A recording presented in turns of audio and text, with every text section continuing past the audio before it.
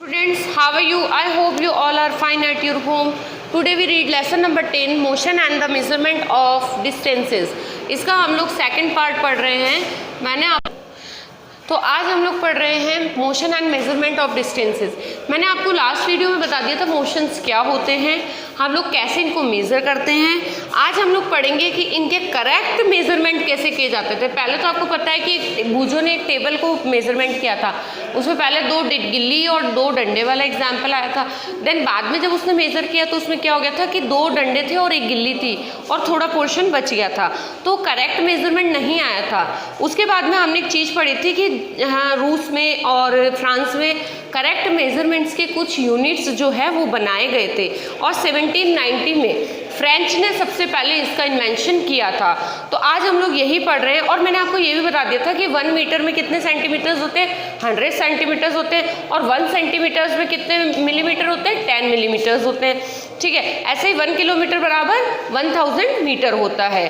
तो अब हम लोग देखते हैं करेक्ट मेजरमेंट ऑफ लेंथ। यहाँ पर हमारा फर्स्ट पॉइंट है correct measurement of length. In our daily life we use various type of measuring devices, कि हम लोग रोज अपनी रूटीन लाइफ में बहुत सारे डिवाइस यूज़ करते हैं, बहुत सारी चीज़ें यूज़ करते हैं मेजरिंग करने के लिए। जैसे कि आप लोग कपड़ा नापने के लिए इंच टेप यूज़ करते हैं, स्केल का यूज़, सबसे मेन तो इंपॉर्टेंट आप लोग स्केल का यूज़ करते हैं, है ना, अपने क्लासरूम में।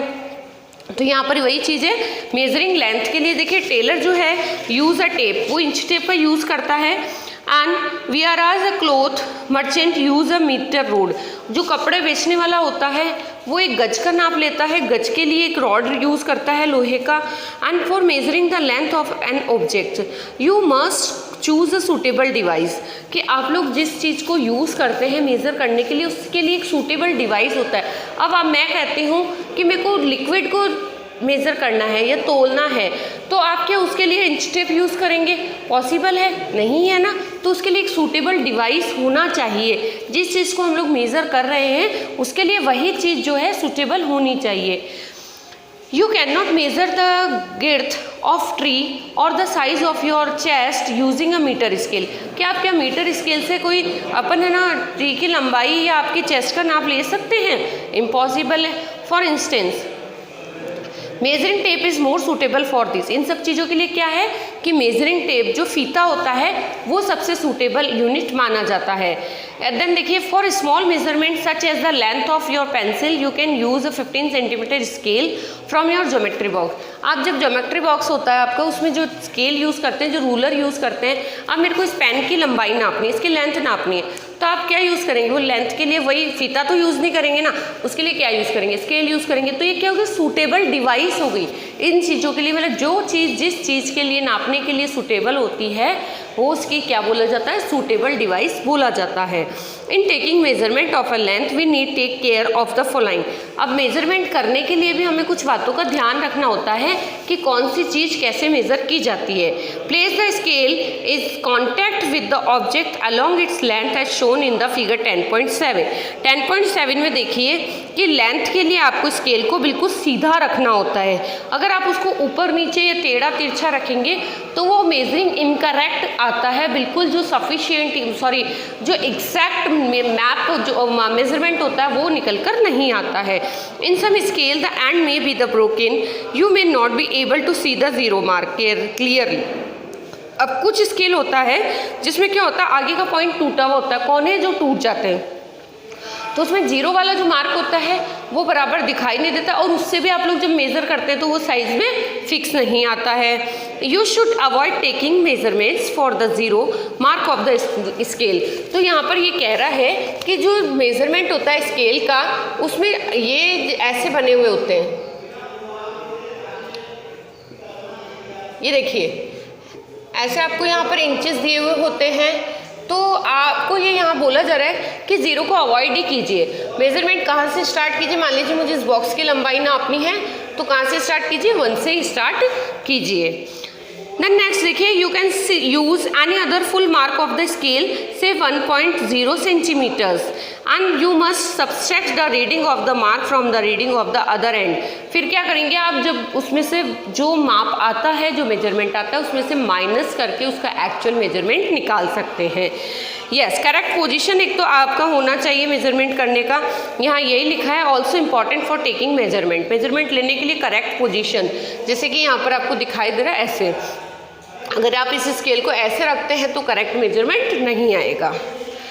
एंड नेक्स्ट ये कह रहा है कि करेक्ट पोजीशन रखिए, not from the position B is the reading 7.5, from the position A and C reading is different. कि जो आपने मेजरमेंट किया है उसका आई कांटेक्ट भी आपके लिए इंपॉर्टेंट है, कि यहाँ रखने के साथ साथ इसका आई कांटेक्ट, कि आपको रीडिंग जो कर रहे हैं वो पॉइंट से पॉइंट तक की पूरी फिक्स होनी चाहिए। अभी यहाँ पर एक फ़ोटो है, 3 बच्चे हैं जो मेजरमेंट देख रहे हैं, कर रहे हैं, उसमें ए और बी जो है, सी, तीनों बच्चे हैं, ए और सी का फिक्स मेजरमेंट नहीं है, क्योंकि उनका आई कांटेक्ट जो बिल्कुल एक्चुअल हो रहा है वो किससे हो रहा है, आगे और पीछे हो रहा है, जबकि जो बी वाला बच्चा है उसका मेजरमेंट जो किया जा रहा है वो फिक्स सेंटर पर हो रहा है। एक्टिविटी 3 देखेंगे, measure the length of your classmate using hand span by the using a metre scale. की हैंड स्पान से मतलब अपने हाथ के ब्लांच से आप जो है मीटर स्केल नापिए। And this ask your classmate to stand with the back against a wall, and उसको बोल दीजिए कि जो बैक जो है दीवार पर यहाँ पर खड़े हो जाए, और फिर उससे पहले अपने ऐसे हाथों से नापिए, उसके बाद किससे नापना, आपको मीटर स्केल से नापना है। And make a mark on the wall exactly about his head, उसके हेड पर एक चिन्ह लगा दीजिए, जैसे कि वॉल है, यहाँ पर वो बच्चा खड़ा हो गया है, और यहाँ पर जब इसकी हाइट आई है यहाँ पर एक मार्क लगा दीजिए। And measure the distance from the floor and mark the wall with your hand span. अब यहाँ से जो फ्लोर है यहाँ से अपने हाथों से इसको नापने की कोशिश कीजिए, and with a metre scale, और बाद में किससे नापिए, मीटर स्केल से नापिए।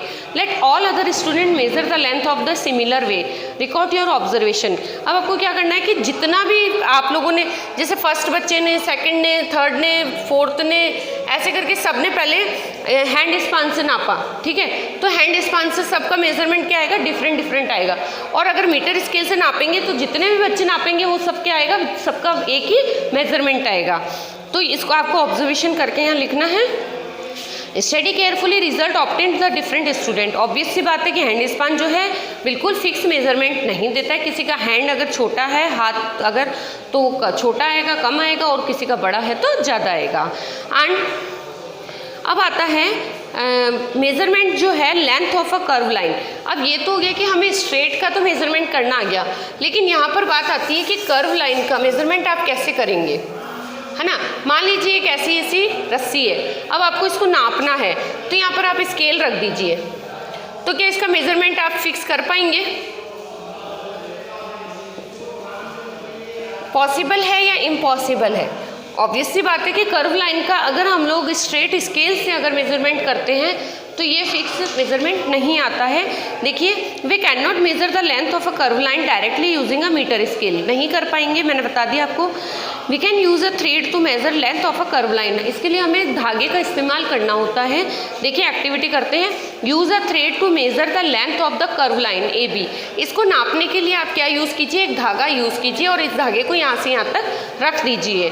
देन बाद में क्या करना आपको, place this knot to the point A, यहाँ पर एक गांठ लगा दीजिए, एक नॉट लगा दीजिए, और बाद में क्या करना है, दूसरे पोर्शन पे भी आपको क्या करना है, keeping taught in your fingers and thumb and hold the, दूसरे वाले पे भी क्या लगा देनी है, आपको एक गांठ लगा देनी है, और फिर धीरे धीरे क्या है, इस गांठ से यहाँ से इसको नापते हुए चलना है, और जितना धागा आ रहा है उतनी लाइन को नाप लीजिए, और बाद में जो धागे का मेजरमेंट आया उसे हम लोग क्या कर सकते हैं, सीधा करके और मीटर स्केल से नाप सकते हैं।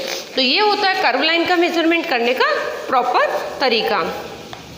अब है मूविंग थिंग अराउंड अस, हमारे चारों तरफ जो है मूविंग थिंग्स हैं, ठीक है। अब ये लोग क्या करते हैं, इनके हम लोग अलग अलग तरह से मोशन पढ़ेंगे। मोशन का मतलब है कि ये चलते हैं तो किस तरीके से इनके मोशन होते हैं, किस तरीके से इनका क्रियाकलाप होता है, ठीक है, वो देखते हैं हम लोग। Think of some objects you can have recently, यहाँ पर आप लोगों ने बहुत चीज़ें देखी। List them table 10.4, a school bag, mosquito, table, people sitting on desktop, people moving about. यहाँ पर आपको सबको लिखना है अलग टेबल में। May be a butterfly, dog, cow, your hand, small baby, fish in water, house, factory, stone house, ball, bat, moving train, swing machine, wall, clock, hands, clock. Make your list large as you can, कि यहाँ पर आप जो है list बना सकते हैं, कितने भी चीज़ों का एक अलग से लिस्ट बनाइए। Which is these are moving, और कौन कौन से जो मूविंग है और कौन कौन सी जो मूविंग नहीं है, मतलब सजीव और निर्जीवों की एक शीट बना लीजिए। How did you decide whether an object is not motion और एट रेस्ट, कि कौन कौन सी चीज़ें हैं जो मूविंग करती है, मोशन करती है, और कौन सी चीज़ें हैं जो नहीं करती है, जो निर्जीव होते हुए भी मोशन नहीं करती है। You might have notice that the bird is not the same place after some time, कि जो बर्ड्स होते हैं, जो पक्षी होते हैं, वो एक जगह पर नहीं बैठते हैं। While the table is the same place, जो टेबल होती है वो सेम प्लेस पर हम लोग आज रखते हैं, 10 साल बाद भी अगर हम उससे नहीं हिलाएंगे तो वो वहीं मिलेगी। ठीक है, on this basis you may have decided weather object is the rest और इन मोशन। तो यहाँ पर आप लोग बता सकते हैं कि हाँ, जो ऑब्जेक्ट्स होते हैं कुछ जो है मोशन करते हैं, मतलब क्रियाकलाप करते हैं, गति करते हैं। मोशन का मतलब हिंदी में होता है गति, कि कुछ होते हैं वो गति करते हैं और कुछ होते हैं जो गति नहीं करते हैं। Let's motion is and closely, कि हम लोग यहाँ पर एक एग्जाम्पल देखते हैं, उससे पता चलेगा कि जो एंड्स के बारे में, एक मूविंग थिंग अराउंड अस के बारे में पढ़ रहे हैं हम लोग। Spread a large sheet of the white paper on the ground and keep a little sugar on it, कि एक शीट लीजिए, उस पर कुछ शक्कर के दाने बिखेर दीजिए। Ants are likely to attach to the sugar, will find many ants crawling on the sheet paper soon. जल्दी क्या हो जाता है, उस पर चींटियाँ आ जाती हैं क्रॉलिंग करते करते, रेंगते हुए। For ant one and try to make a small mark of a pencil near the position, उस पर एक पोजिशन पर पेंसिल की मतलब डॉट बना दीजिए। धीरे धीरे डॉट बनाते चलिए, आगे आगे आगे आगे, फोटो में जैसे दिया है। And after some time shake the paper, free the sugar and ants, उसके बाद क्या कीजिए, पेपर को हिला दीजिए और उस पे से शक्कर के दाने हटा दीजिए। Contact the different points from the mark, अब क्या कीजिए, आप उसको मार्क को मिलाइए, जो जो डॉट आपने लगाए थे ना, जैसे यहाँ पे चींटी थी, यहाँ पे चींटी थी, यहाँ पे चींटी थी, तो आप क्या इनको ऐसे मिलाते हुए चलिए। तो आप क्या देखेंगे, after some time shake the paper and sugar the ants, है ना। Contact the different point have mark with the arrows and to show the direction in which the ant was moving. अब देखने की कोशिश कीजिए कि जो चींटियाँ हैं उन्होंने किस गति में जो है मूव किया है। Each point you have mark show where the ant move to in the interval of a few second, कि जो चींटियाँ होती है वो कुछ दूरी पर जो है चलती है और रुक रुक कर चलती है। Motions to be some kind of a change in the position objects with time is it not, कि यहाँ पर क्या है कि जो चींटियों ने टाइम लिया, तो क्या ये कोई गति है, कोई मोशन है क्या इसमें। Activity 5, where did the place objects like a clock, swing machine, electric fan, your grouping on the objects. जो आपने लिस्ट बनाई, अभी हम लोग देखते हैं कि जो लिस्ट बनाई उसमें आपने झूले का, क्लॉक का और ये सब चीज़ों का भी आपने इनको भी ग्रुप में लिखा। Are this object moving from one place to another, कि क्या ये एक जगह से दूसरी जगह गति करते हैं क्या। Are this objects moving from one place to other, no ये नहीं करते हैं। Do you notice movement in any of their parts, the blades of fan of the hands, लेकिन ये गति नहीं करते, लेकिन इनके कुछ पार्ट्स होते हैं जो गति करते हैं। जैसे कि देखिए यहाँ पर फैन है, ये फैन हो गया, इसमें क्या गति कर रहा है, ये इसके ब्लेड्स जो है ना, ये ऐसे ऐसे ऐसे ऐसे घूम रहे हैं, ठीक है। और जो क्लॉक है उसमें जो पेंडुलम है वो गति कर रहा है, और जो यहाँ पर देखिए the blades fan hand of a clock and they are moving, okay. They are movement similar that a train में भी क्या है, व्हील्स मूव करते हैं, ट्रेन मूव नहीं करती, व्हील्स मूव करते हैं। Let's now type of the motion to help understand this differences. तो यहाँ पर हम लोग अभी इनके ये तो पढ़ लिया हमने कि भाई ये मोशन कर रहे हैं, गति कर रहे हैं, लेकिन किस टाइप के मोशंस कर रहे हैं ये हम लोग देखते हैं। तो ये हमारा नेक्स्ट पॉइंट आता है टाइप ऑफ मोशंस, ठीक है। You may observe the motion of a vehicle of a straight road, कि आप देखते हैं कि जो रोड होता है उस पर सीधी गाड़ियाँ चलती है, ठीक है, या तो इधर से आती है या इधर से जाती है, बिल्कुल स्ट्रेट मूव करते हैं।